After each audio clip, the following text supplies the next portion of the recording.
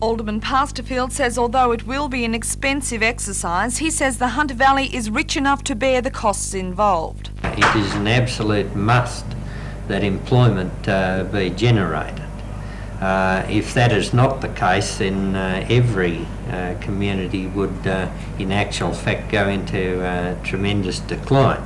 Now, we already have a problem in that we do have this tremendous problem of unemployment, but there is no good of anyone trying to convince me that the profitability of the hunter in the future years will be in decline. And I believe that there is a genuine opportunity here for manufacturing industry to develop and thereby provide the employment that's necessary.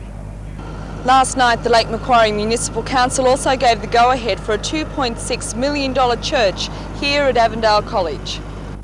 This is the site for the new church. It's anticipated that the 900-seat building will be completed in 18 months' time. More than half of the $2.6 million needed has been collected, but the church is holding a national fundraising drive to make up the rest. So how many people the pastor at the Seventh-day Adventist College, Pastor Lyle Heiss, but they've endeavoured to try and make the building relate will create a central statement about spiritual values. I think a feature of the church is the fact that it emphasises congregational and community values. We have designed it so that it meets the needs of the children, the young people and the older people in the congregation. Another feature would be the installation of the pipe organ, no doubt, which is going to be very important, we think, in making a statement about church music and providing education in church music in the Hunter Valley and also helping with organ tuition at the college.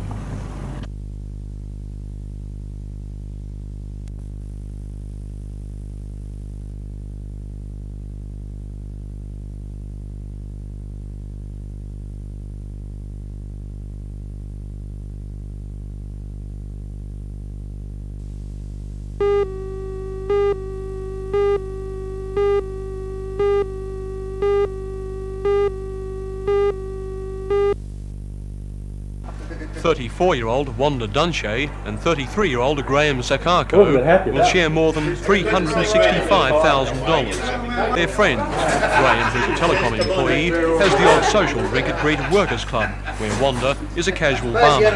I just went into shock. Club today, I cried. where they celebrated their Systems 8 win with friends. I knew when the first 5 dropped, and then the 6th one, I just started to scream. And I wonder I didn't wake the whole neighbourhood.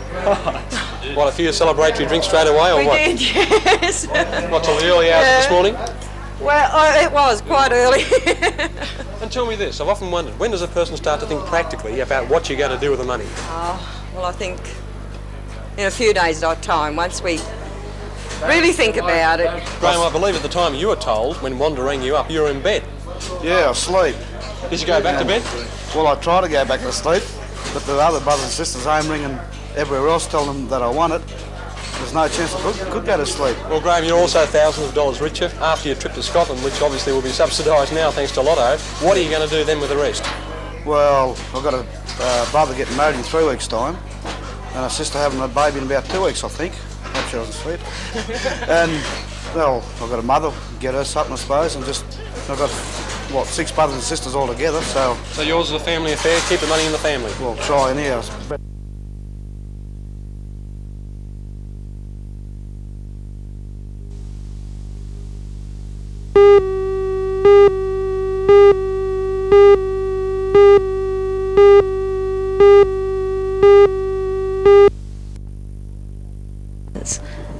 Board President Dr. Patterson sees the increase as a small rise, considering that inflation is running at 10.8%. There have been changes to the system of billing. Customers can now pay the fixed rate in 3 instalments instead of one lump sum at the beginning of the financial year. The new residential rates represent a 6% increase. The fixed rate is again based on 1977 land valuations. Water usage goes up to 45 cents a kilolitre, or 67.5 cents per kilolitre for both services. In defence of the new rates, Dr. on the Patterson efficiency said gains which we'll achieve that in the it was coming the first year time in will wipe out a 25 good years proportion of the that. board So the had deficit passed is a on an conservative increase estimate, and we less hope to than do the a lot better inflation and rate. reduce it by efficiency. And when Do you asked think if consumers customers should be should be pleased with this? satisfied, Well, if they're not pleased with this, they're not going to be pleased with anything. It's the biggest break that the board's been able to give them in living memory in a generation. that comment sparked this reaction last night from Dr. Howard Bridgman, representing the Hunter District Water Board's Consumer Committee. I think that's quite unrealistic. While it's very nice to have a general overall 7% across increase from one year to the next below inflation rate, it still does not solve the basic problem in the system. The basic problem in the system is inequities across the entire community based on land valuation, because many people who have similar incomes are living in different areas of land valuation and therefore are paying very much different water rates. Do you think that this will be pushed to the fore aired at tonight's scheduled public meeting organised by the Consumers Committee at the Newcastle Workers Club? Phrased it in the thing, it's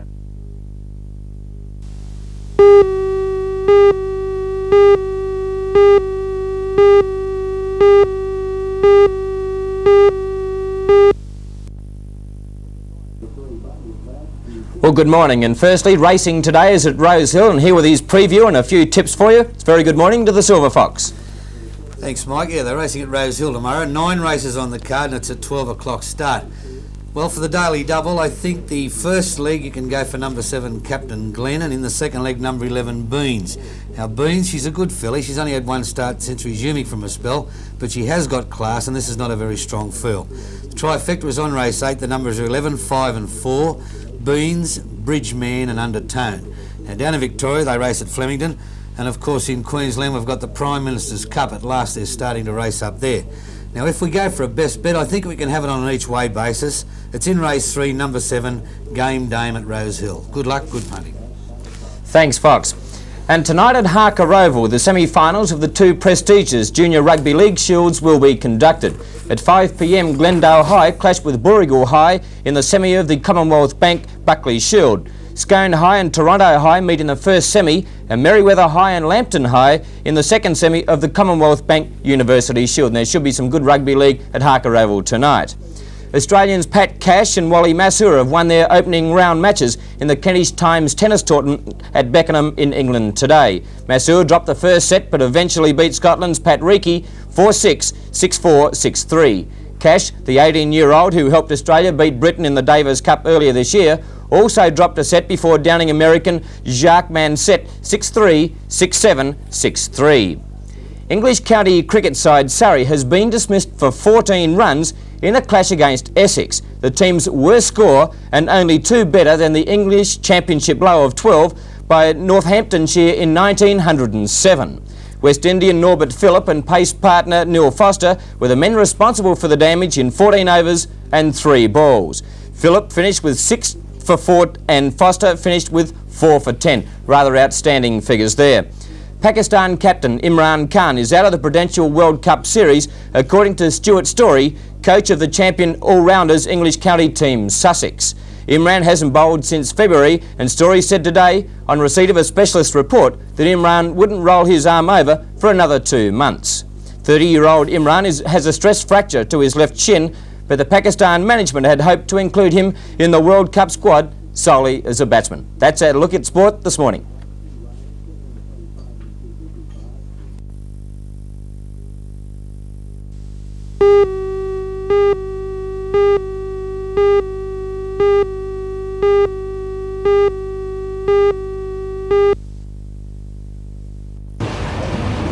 Lucy Lone comes to the department with a wide range of experience in both agriculture and journalism. She fulfills a very important role providing a link between city dweller and the man on the land. To do that, she has to get to know the problems facing our rural industry, problems that may not be obvious to city folk. So how does she see her new role? Well, it has both a public role in getting publicity out to the public as well as an internal role with doing things within the department. I'll be dealing with radio, television and press in writing and recording articles, and as well as editing things that come from our offices, and then within the department I'll be writing and editing for newsletters and bulletins, things like that. I want to. Lucy has lived on the land all her life, from a property in central Queensland to Dubbo. I'll help you in this job. Now she feels she's well qualified. Oh yes, I think so. I think I have an advantage over someone who might come from the city and doesn't really know what agriculture's about at all. Do you have any aims for the future as far as expanding your role here? Well, it'll take a bit of time to sort of work out all the things that are possible to do, but I'd like to do as much as I can.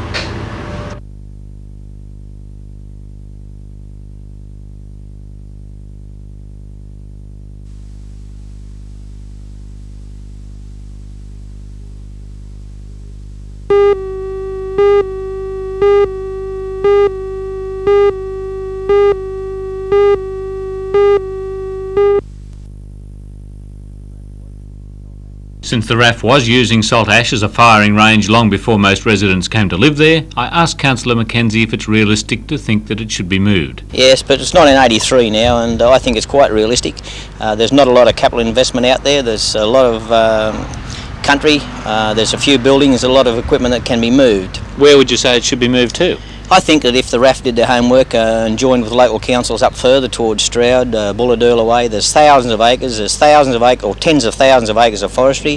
The AMP has got tens of thousands of acres, and people wish to live on the coast. They don't want to be up around Bulladurla. I think that they ought to go up there and let the people live down on the coast where they wish to live. Many who live near the RAF base do accept the argument that the RAF was there first. Albert Hawkins, a retired pumpkin farmer and secretary of the Williamtown Progress Association, says he did listen to aircraft for a couple of days before he bought his small farm 16 years ago and decided to put up with the noise. Yes, I did spend some days here listening to the planes, and this was what I wanted to do. I spent most of the early part of my life working indoors, and I thought, well, at the tail end of my life I'd be able to have some animals, grow a few pumpkins. And so you took the penalty of the noise, you were prepared to put up with it? Well, I was prepared to accept that.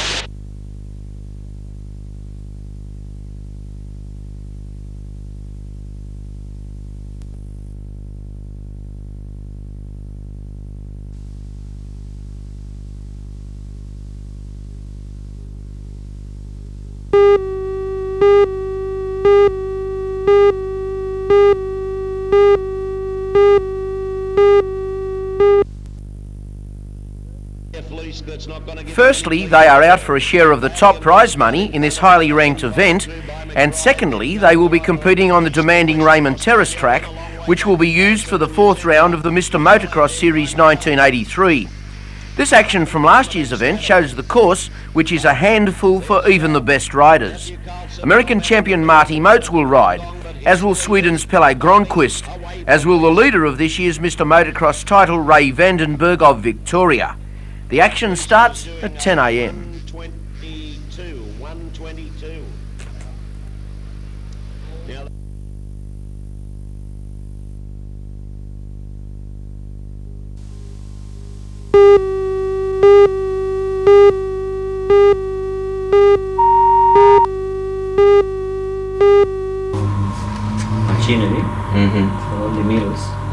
The Cuban consul, Mr. Eliseo Tamora Hernandez, is in Newcastle today for several reasons.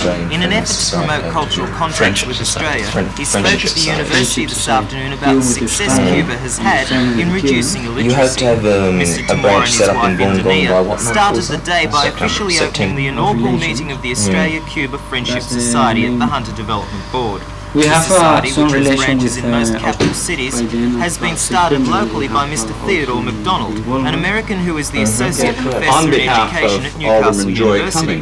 Mr. MacDonald presented the consul with a book about Newcastle on behalf of the Lord Mayor, Alderman Joy Cummings. I asked Mr. Tamora what the function of the Friendship Society is. The society started in order to develop and to tighten the relation with the Australian in the development of the trade, cultural, technological, health, export relations. You've been showing a film at Newcastle University about Cuban education. What do you think the Cuban experience has to teach Australians? Well, I don't think that it's a matter of to teach Australia, is to show our experience and also to learn from Australia. It's not only a matter of one side, but I think both sides to learn each other of each country, their experience and what they are doing each other.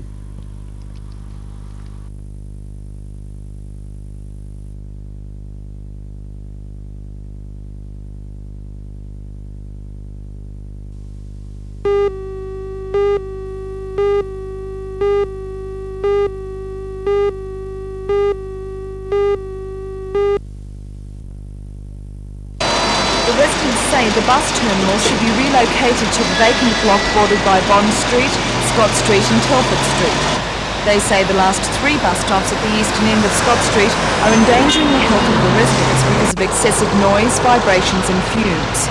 Earlier this year, the bus employees conducted a survey which pointed out that many people would be inconvenienced by the removal of the bus stops. For this reason, and what the Minister for Transport has described as excessive cost factors in relocating the bus depot, Mr Cox has decided to let the matter rest. But not so the residents. Dr Hilary Purvis. We don't want to get rid of buses out of Newcastle East entirely. We would like a bus service like any other suburb, but we don't think that every bus in Newcastle should come up through that end of Scott Street past people's houses. There are in fact 72 buses an hour travelling up Scott Street, and we think that's far too many for a residential area.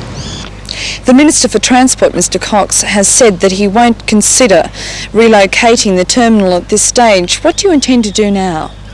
I think we'll have to discuss the matter further, perhaps discuss it with the trade unions,